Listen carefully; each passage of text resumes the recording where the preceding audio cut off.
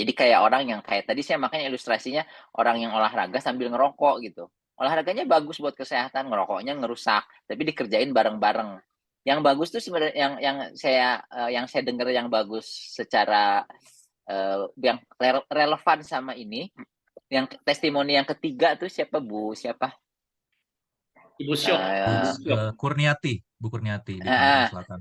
Bu Kurniati tuh bilangnya, "Saya tuh memang tahu bahaya dari air kemasan, tapi mau apa lagi, mau mau gimana, nggak bisa diapa-apain," gitu.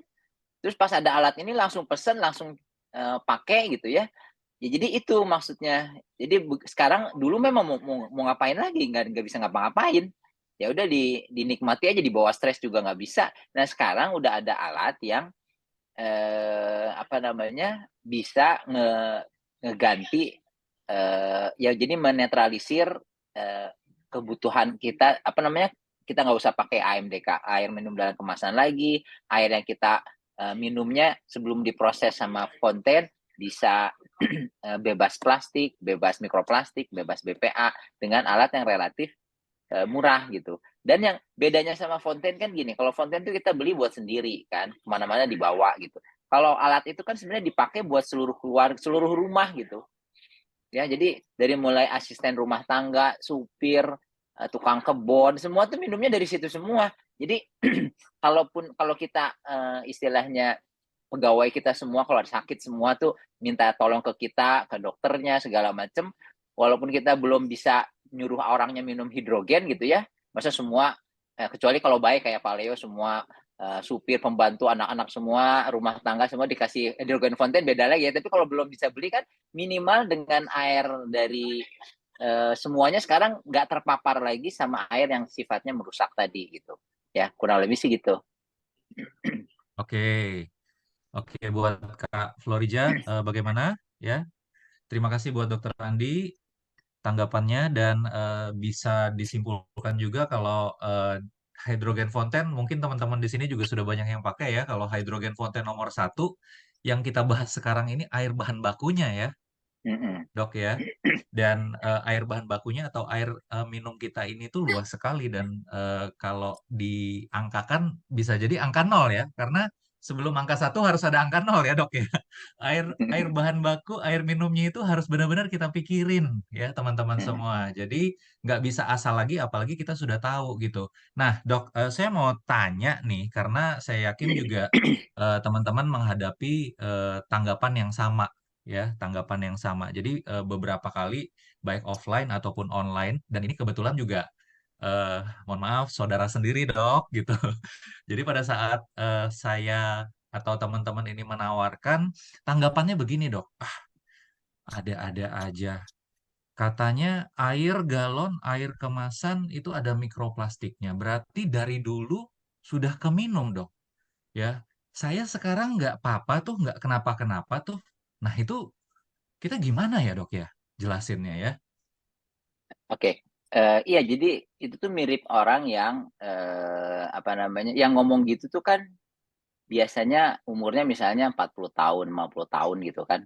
Ada orang Betul. juga banyak kok yang ngerokok dari usia SMA gitu. Ngerokok tiap hari sebungkus, 2 bungkus per hari, makin tua tuh makin banyak rokoknya. Umur 50 tuh ngomong, "Kata siapa sih rokok ngerusak? Saya udah ngerokok dari muda, sekarang saya nggak apa-apa kok. Olahraga bisa bagus, terus juga nggak ada masalah."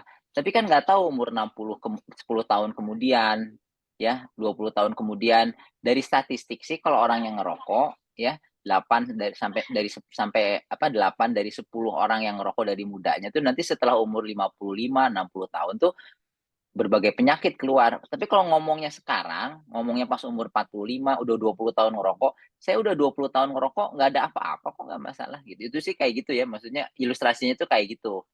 Kalau misalnya berarti dari dulu ini kan makanya itu tuh yang kata saya juga sebelum kita, apa namanya, me mengedukasi, teman, saudara, segala macam, kita tuh harus bersyukur dulu gitu. Karena nggak semua orang tuh bisa dengan mudah menerima informasi tentang hidrogen gitu, informasi tentang, "Ah, ini mah mau jualan lagi deh, kemarin juga, jualan hidrogen, sekarang jualan ini," tiap ada produk dibilang kita ya ada yang jelek. Dulu waktu pas belum ada hidrogen dibilang air yang kita jelek, sekarang ganti hidrogen, sekarang airnya bahannya juga jelek. Kenapa nggak dari dulu ya? Memang alatnya baru datang sekarang kan maksudnya. Jadi artinya memang susah sih, memang namanya edukasi itu agak agak susah mengedukasi apa namanya, apalagi produk kesehatan. Tapi intinya tuh yang memang fokusnya tuh ke pemahaman sebenarnya. Kalau orangnya udah paham, itu tuh nggak usah lihat demonstrasi juga dia udah ngerti. Kayak yang tadi Bu Felicia gitu kan, saya udah tahu dari dulu juga bahaya dari air galon kemasan dan semua. Jadi udah punya ilmu gitu, cuman belum ada solusi yang ditawarkan. Tiba-tiba sekarang datang solusi dan ternyata solusinya nggak terlalu mahal juga gitu. Jadi harusnya banyak bersyukur juga Paleo nyari inovasi terus gitu ya. Jadi yang untuk meningkatkan kualitas ini tuh nggak maksudnya kalau saya sebagai dokter ya, saya tuh nggak akan lihat demonstrasinya. Saya nggak peduli sama demonstrasinya. Yang saya lihat mana sertifikasinya, mana bukti bahwa air yang tadi diproses tadi itu sekarang jadi layak minum.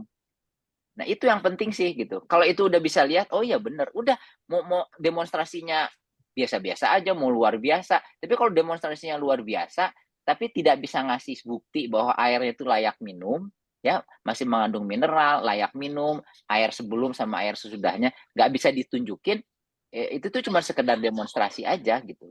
Jadi memang fokusnya tuh kalau mau edukasi tuh ke pemahaman gimana biar orang yang kita edukasi ini tuh jadi ngerti gitu. Ya kalau kadang-kadang kalau udah ngerti nggak perlu banyak demonstrasi juga udah. Memang ada beberapa banyak juga yang terkesan sama demonstrasi tuh jadi punya efek gitu ya. Wah, hebat ya, jadi bersih nih, jadi tadinya ini jadi seger, terus jadi tadinya hitam, terus jadi bagus. Tapi yang lebih penting tuh sebenarnya si sertifikat dari laboratorium PDAM-nya itu bahwa memang betul airnya itu jadi layak minum dan masih mengandung masih mengandung mineral. Karena kan tadi yang bahaya dari air RO itu kan nggak ada mineralnya sama sekali.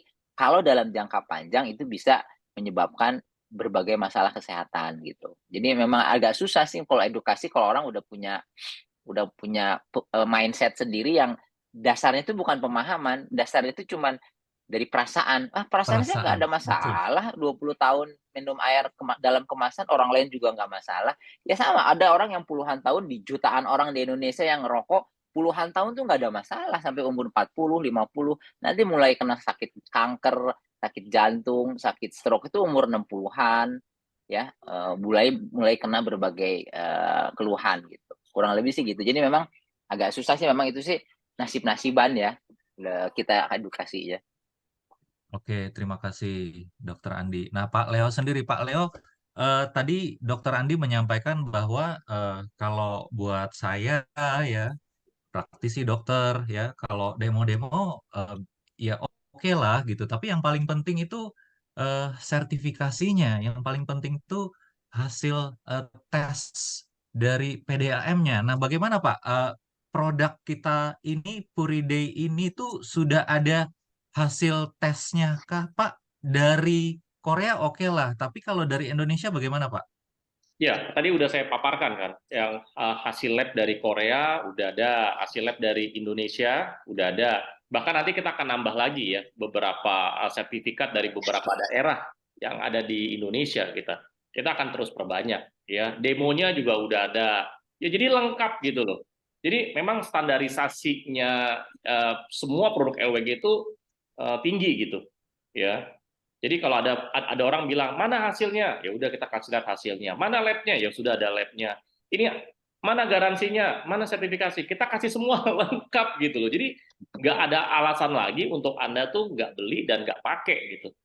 Ya, harganya lebih murah mana gitu daripada minum galon? Nah, lebih murah Puride, ayo. Jadi mereka nanya apa kita bisa jawab sampai mereka tuh nggak bisa nanya gitu loh. Akhirnya mereka nggak bisa nanya lagi, mereka beli aja udah selesai kan. Mereka beli, mereka pakai selesai. Yes. Yang paling penting adalah keyakinannya itu akhirnya itu tumbuh dan nambah ya, Pak Leo ya. Iya. Nah, Oke. sekarang ada pertanyaan dari Pak Raden Welly ya. Tanya, Dok, air yang ditampung dalam tandon itu apakah juga bisa terpapar BPA dan mikroplastik? Airnya lengkap sumbernya aja. dari mana? Air dari Eh, tandon itu tuh apa maksudnya? Tandon tuh apa sih? kalau Yang nampung air hujan gitu atau Iya gimana? betul. Kalau tandon itu biasanya dok ya sumber airnya tuh antara dua tetap. Yang pertama adalah air PDAM. Biasanya ada Hmm. daerah-daerah yang air PDAM-nya itu nyala di saat-saat tertentu aja dan Hmm. tekanannya kurang. Ya, jadi dari air dari air PDAM disedot dulu tuh pakai mesin ya. Terus akhirnya ditampung di penampungan yang tadi disebut tandon. Nah, yang kedua biasanya sumbernya itu sumber air sumur juga, Dok. Mungkin gini maksudnya, karena kan terkena panas tuh, Dok. Dan wadah penampungan ini kan plastik tuh. Nah, kira-kira apakah air yang ada di dalam tandon ini dan biasanya di luar itu, Dok, itu mengandung mikroplastik dan BPA gitu. Oh, secara teoritis nih pokoknya tergantung airnya ditampung di mana. Kalau Oke. airnya ditampung di plastik, terus plastiknya kena sinar matahari lama, dan plastiknya bukan, biasanya kan plastik itu bukan plastik yang BPA free kan, karena kalau yang BPA free itu pasti mahal kan, yang buat orang olahraga, naik sepeda gitu kan, yang harganya aja bisa 1,5 kali sampai 2 kali botol biasa. Kalau Hmm. plastik, jadi botolnya plastik tapi dia kena matahari itu nggak menghasilkan BPA gitu, BPA free gitu. Nah, itu tuh jarang lah yang botol plastik besar yang BPA free. Jadi kalau kena sinar matahari ya pasti ada mikroplastiknya secara Hmm. teoritis. BPA-nya juga otomatis ada karena si plastik itu kena sinar matahari nanti dia menghasilkan nggak cuma BPA malah PET tadi ya, terus juga apa namanya, mikroplastiknya juga iya. Kalau plastiknya murah itu tuh kalau udah lama di tempat luar pasti dia terpapar gitu, mikroplastiknya keluar gitu sedikit-sedikit yang nggak bisa dilihat. Jadi intinya tapi kecuali kalau ditampungnya di alat yang misalnya besi gitu atau misalnya aluminium gitu, itu ya nggak ada mikroplastik dong otomatis. Hmm. Cuman kita harus pelajari juga keamanannya gitu, keamanan air-air kayak gitu tuh ada nanti biasanya literaturnya, air yang kena sinar matahari lama tuh aman atau enggak buat dikonsumsi, apa perlu dimasak dulu, bagaimana kumannya. Karena syarat minum air itu kan nggak cuman syarat sehat, apa namanya, syarat eh, syarat syarat air layak minum itu nggak cuman dari aspek kimianya aja, ada mineral, kemudian bebas BPA, tapi juga kan bakterinya gitu kan. Ada mikrobiologinya tuh memang nggak mengandung bakteri patogen yang berbahaya. Jadi macam-macam lah. Nah itu yang biasanya nentuin itu itunya PDAM-nya itu dia mengevaluasi secara keseluruhan semuanya. Soalnya bentar Baik. saya jawab telepon dulu ya, bentar. Dari Boleh, rumah boleh, sakit boleh, sorry. boleh. Nah, tadi udah ditanggapi ya buat Pak Radenweli. Nanti bisa bisa ditanggapi lagi. Mudah-mudahan cukup puas.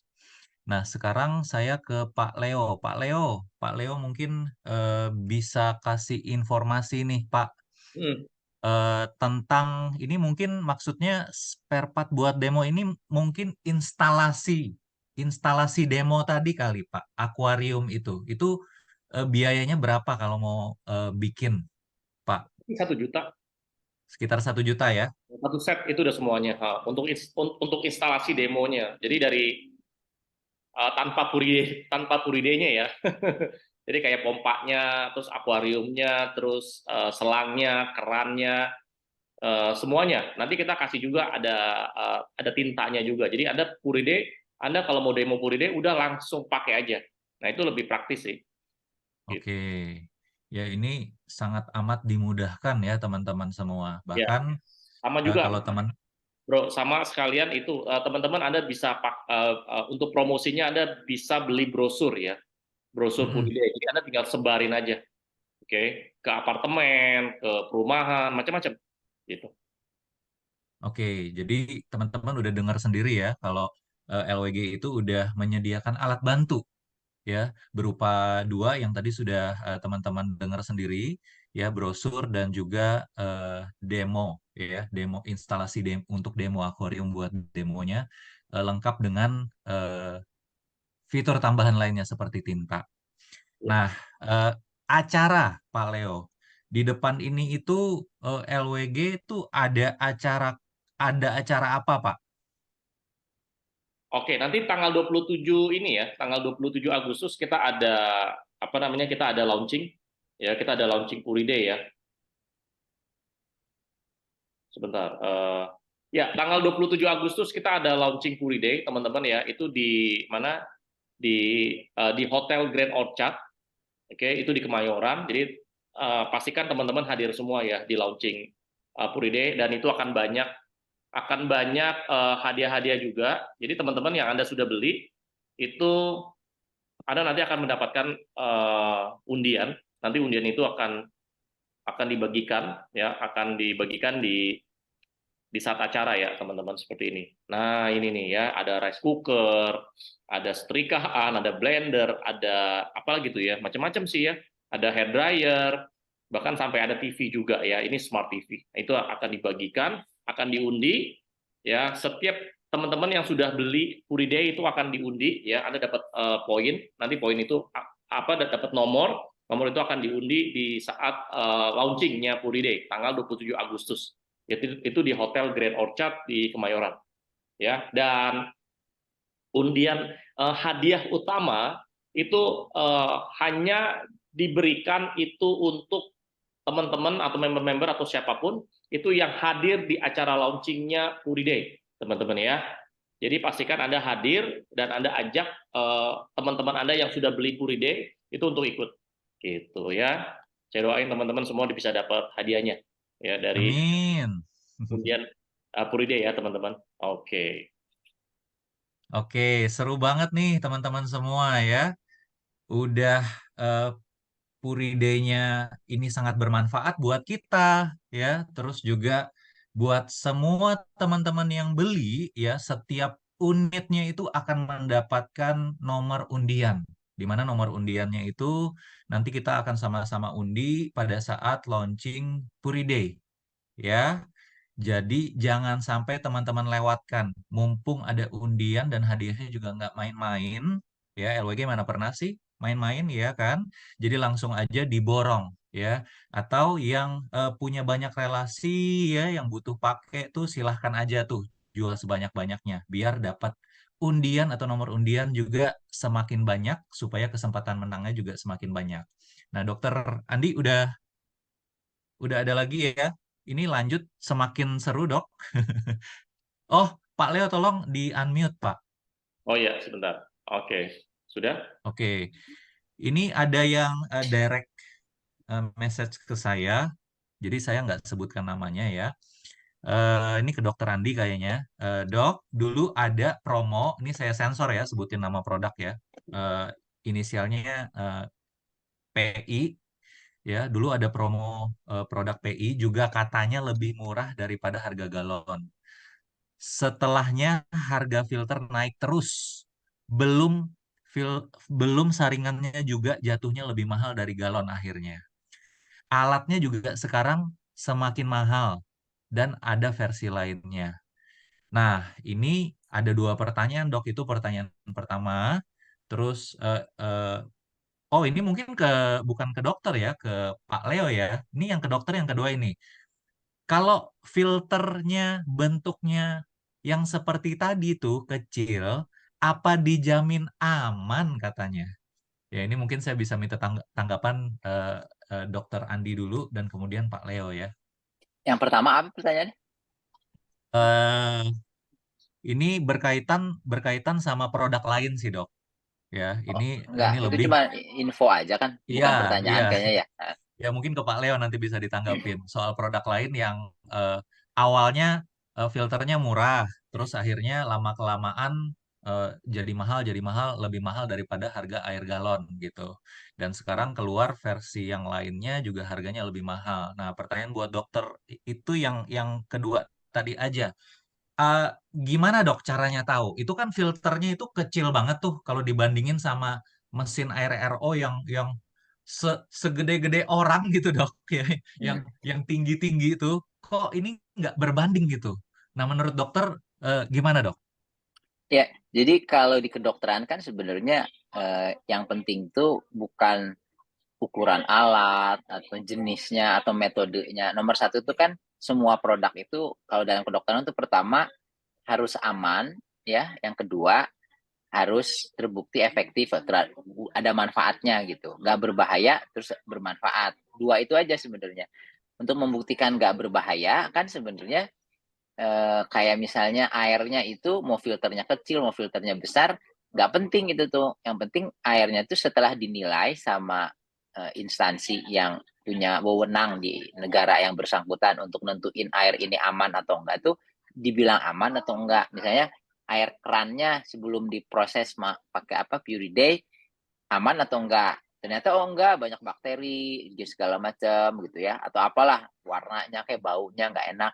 Terus setelah diproses sama Puriday, gimana pun caranya sih terserah gitu. Yang penting setelah diproses, oh ternyata jadi layak minum. Kalau layak minum kan berarti aman, ya. Jadi Yes. itu nggak penting ukuran filternya itu RO tuh ukurannya besar. Ukuran kalau RO nanti sama si misalnya si laboratorium PDAM itu secara hampir sama semua itu sama Puriday, cuman nggak ada mineralnya aja. Kan kadar mineralnya itu bisa diukur. Nah, si PDAM-nya mungkin nggak mau ikut campur, pasti dia bilang itu layak minum aja, si air RO itu nggak masalah. Karena si PDAM, PDAM itu tidak punya referensi, tidak pakai referensi misalnya WHO, menurut WHO gimana, enggak. Tapi nah kita cari di rujukannya para dokter gimana kalau air yang layak minum tapi nggak ada mineralnya. Ternyata kan banyak literaturnya di PubMed atau dari laporan WHO bahwa air itu tuh kalau nggak ada mineralnya dalam jangka pendek nggak masalah. Tapi kalau orang belasan tahun minumnya air RO terus, itu tuh akan timbul banyak masalah kesehatan, terutama pada anak-anak dan usia lansia gitu. Karena anak-anak itu kan lagi masa pertumbuhan tulang, otak, itu tuh butuh mineral dalam jumlah yang cukup. Kadang-kadang dari makanan nggak terpenuhi, dan banyaknya orang tuh minum terus tuh banyak dari situ gitu. Jadi bukan berdasarkan di dalam dunia kedokteran, dalam dunia medis tuh nggak beda cara berpikirnya, nggak pakai logika gitu, nggak pakai logika diutamain, tapi data kerasnya dulu. Data kerasnya apa? Misalnya kalau data kerasnya bilang aman ya udah terserah mau pakai, cuman memang harus dicek lagi nanti. Misalnya setelah filternya digunakan misalnya 800 liter gitu kan, tadi kan 900 liter tuh, nanti LWG mungkin perlu setelah 450 liter udah 50%, diperiksa lagi ke PDAM nanti. Jadi ada